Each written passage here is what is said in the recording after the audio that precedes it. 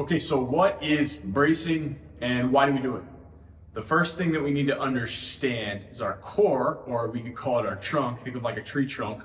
We want it to be nice and big and wide and stable. Operates as a pressure system. So the simplest way to think about this is I put air in my tire, the tire inflates, and then I pull it off, seal it off, and it's nice and firm.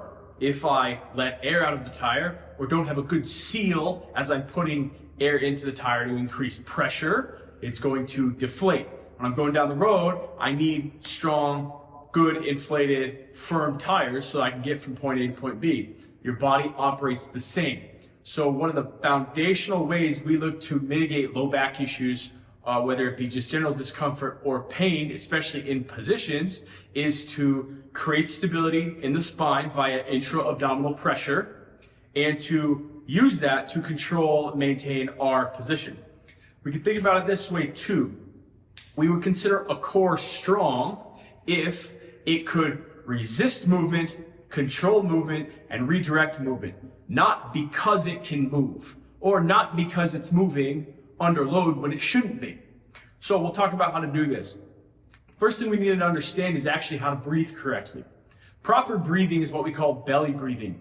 There's a specific exercise called crocodile breathing. And the way this looks is if you ever see a crocodile or an alligator lie on the bank to soak up sun, as it inhales, it expands through its abdomen and then it gets wider. So when we talk about this, when we talk about belly breathing, we're literally trying to make ourselves look pregnant, look like we have a beer gut. So we're inhaling, our stomach should get profoundly wider, and then we can use our mouth to force that air out and create a contraction. That's what we're doing. Faulty breathing comes from the chest first.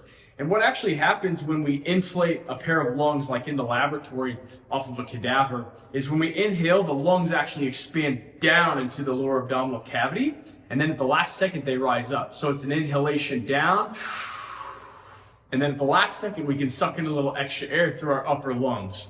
But all the time we want to inhale down here. So another way to think about it is if you look at an infant, when they're born, even after they're a year old, 2 years old, if they have good breathing, they stand with their bellies out and they breathe through a big stomach. That's actually proper breathing. And that's the first thing that infants go through in the motor programming cycle to learn to develop stability, aside from eye movement, head movement, and arm and leg movement. So if we don't breathe properly, we actually won't have the proper sequencing of stability from the deep core musculature outward to the larger musculature.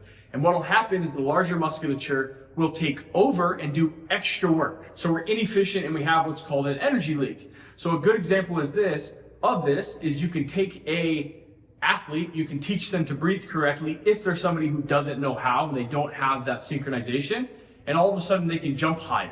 All of a sudden the low back doesn't hurt anymore. So that's what we're going to look at doing here. So I'll show you how to get set up and how to practice this, and we'll make it happen. So what we're going to do here is you're just going to find something to put your legs up on. It can be your couch at home, it can be whatever. But this is just going to take our hips out of the equation. If we have really tight hips and our pelvis rolls forward, it might make breathing in that position more difficult. So we're just going to get rid of it as a possible problem. So we're going to drop our shoulders back down into the ground, and we're just going to be relaxed. We take our fingers, interlace them, and stick them on your belly button. So what I want you to do now is just breathe normally and see if you breathe through your chest or if your stomach moves. If your stomach does move, you'll feel your hands move, right? So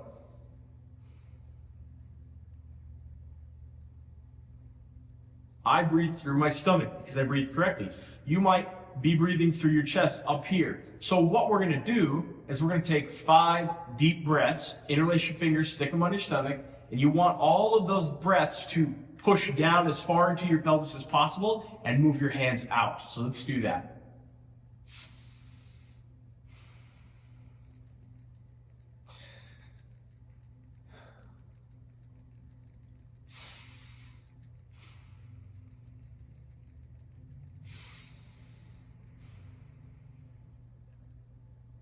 And on the last one, I want you to really exaggerate it. It doesn't matter if you breathe through your mouth or your nose right now. I always have a congested nose just because of a deviated septum, so I breathe through my mouth more often than not. So last one, exaggerate the belly push. And then relax.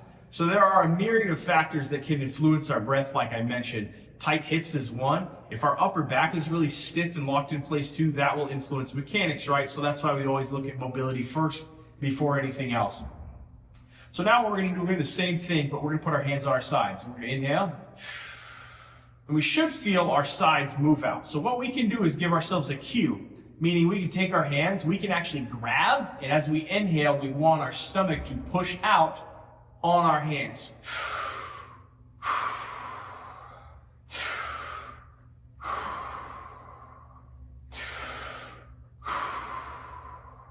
If this is hard for you, or you feel like maybe your body isn't letting you get this, this is what we have to practice. That's why we're doing this. I had a guy I worked with this week who literally could not breathe through here. His body wouldn't let him do it.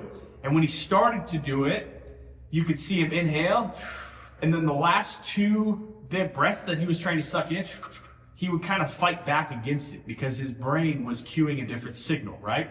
So this is called diaphragmatic breathing or belly breathing. That's what we want to do. So now what we want to do is actually learn how to brace. So to create the intra-abdominal pressure that we want, what we have to do is create a narrow path of escape for the air to come out. So we can either push through our lips or we can push through our teeth.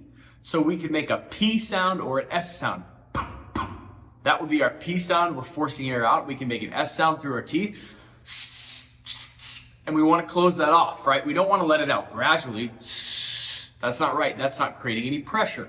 Another way to think about it would be if I told you to cough, what would you do? That tightens everything down. That's the way that we can do that. Another one is to blow, just to blow the air through your lips. This is the one that I like the most. And we should feel it. Now, there's bracing as in a technique for a lift, and then there's bracing in a less intense way that we might use for higher sets and reps, whatever it is. If we really had to lift something heavy, we could do something called a Valsalva maneuver, which is where we seal off the air entirely and we hold our breath, right? So inhale. That would be a Valsalva. Now, intense bracing for heavy reps comes where we just let that out intentionally at particular points through our movements. Let's say I'm doing a bench press. We blow out through the sticking point. It should be loud. Nobody cares. If you're not loud, if we can't hear that air pushing out like a leaking tire, then we're wrong. We're not doing it correctly. We have to be intense here to create the stability up against the spine, right? So if I stuck a balloon down your throat, inflated it, it would push up against your spine. That's what we're doing with our lungs, okay? Very similar, if you take a balloon and you blow it up, you have to bear down. That bearing down is good. Now, what we want to note while we do this, as we inhale and we exhale, we don't want our stomach to shrink. There was this old thing, I think it came out of Pilates or yoga, where they told you to draw in your belly button. It's wrong, it's garbage, don't do it. As we exhale and inhale, we want our stomach to get bigger. We want it to get fuller. So when I inhale and I exhale, I'm keeping this as big as possible. I'm pushing out to maintain as much pressure. There's no advantage to getting a smaller space. Think about a Prius, a tire on a Prius versus a tractor tire. If I pop a Prius tire, it's no big deal. If I pop a tractor tire, it's gonna explode in my face and be a really big deal. That's how we want our abdomen to function to create stability. Because if we can maintain this stability and we learn to breathe properly, we're going to give our body an advantage to overcome the pain. So our spine isn't moving around uncontrollably because either we're not bracing when we need to, when you need to is different per person, or our tiny, smaller stability musculature isn't doing their job and the larger muscles are taking over. Bit of a simplification, but that's what it is, okay? So I'll show you how to do this now. So we come here. We're going to pull into ourselves aggressively, but we're going to force it out nice and slow. So big breath in, as big as we can. And you should be able to feel how rock hard your abs are. Again. Nice and firm. Now, if we want to let it out for a lift, again, let's say we're doing a bench press, it should be uncomfortable. Now, there are some contraindications for that. If you have super high blood pressure, you're on a particular medication, or you're in the maybe third stage of pregnancy, third trimester, though recent literature indicates that you can do that so long as you're not, getting dizzy or nothing bad is happening. Those are times when you consider maybe letting out a more gradual brace, and that would look like this. You let it out a little slower, it's not as forceful, but you're still stiff. The main thing I want you to understand and practice is proper diaphragmatic breathing, meaning you're pushing your breath down. You have to get that first, because if you try and brace with your chest, it's not going to work the same. Get the proper diaphragmatic breathing down, and then work on the brace. And you should practice your brace on all of your movements and lifts, right? Even if I'm just doing kettlebell deadlifts at a light weight for 12 reps, nothing big, every time I do this, I want to practice that. So we'll show you what that looks like. So if I come over here to do my set of kettlebell deadlifts, I want every rep down to be an inhalation and an exhalation on the top. It's not necessarily that way all the time forever, but for today's purposes, I want you to inhale on the way down, fill the tire, and then exhale on the way out. There are times when your breathing pattern might change, but this is the general rule of thumb we apply to everybody. So we'll turn sideways. Side note, it might look unflattering to make your stomach as large as possible, but that's what we want to do, okay? So I'm going to get set up for my kettlebell deadlift. Shoulders are up, so I'm not changing my breathing mechanics. Come down, tighten up.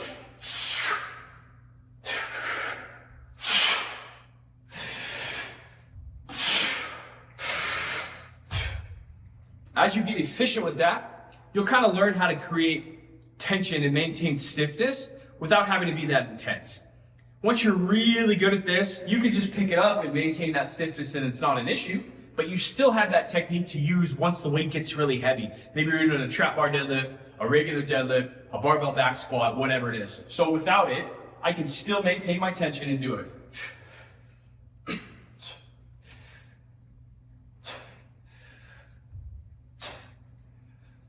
My breathing is much shorter because I don't need that much of intensity to do this. Basic techniques, practice belly breathing, push out constantly, and it probably will help your back. This is the number one thing we have to teach everybody, regardless of whether it's a disc bulge, regardless of whether it's unspecified chronic low back pain, whether it's some type of nerve issue, or whether you actually had a traumatic injury. 99.9% of the time, and that 0.1% is something that I'm not aware of, you're going to use this technique to help give you comfort.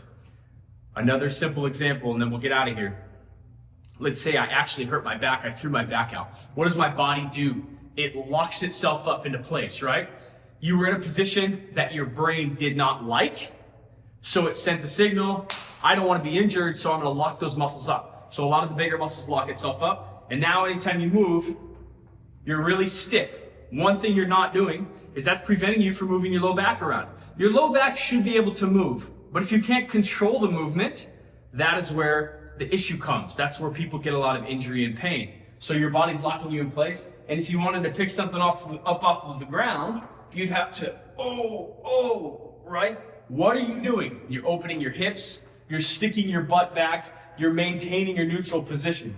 So your brain said, I don't like this, I'm gonna force you to go in that right position, or I'm gonna prevent you from doing the movement at all. So the guy that I saw this week, I checked if he could breathe. He couldn't breathe correctly at all. We fixed that, and then we had him learn to brace, and then he was able to actually pick up a kettlebell off of the ground for repetitions without his back causing him problems. And the way this worked is when he came in, he could only bend forward this much without pain, and then he left here doing full range of motion. And all we did is create that stability inside. We gave him a couple of things to work on the musculature, the deep spine stabilization that he needed. We did that. Then we made sure he did his lift with proper mechanics, and he was good to go. Might take a week or two for the residual flare up to calm down, but we made significant progress.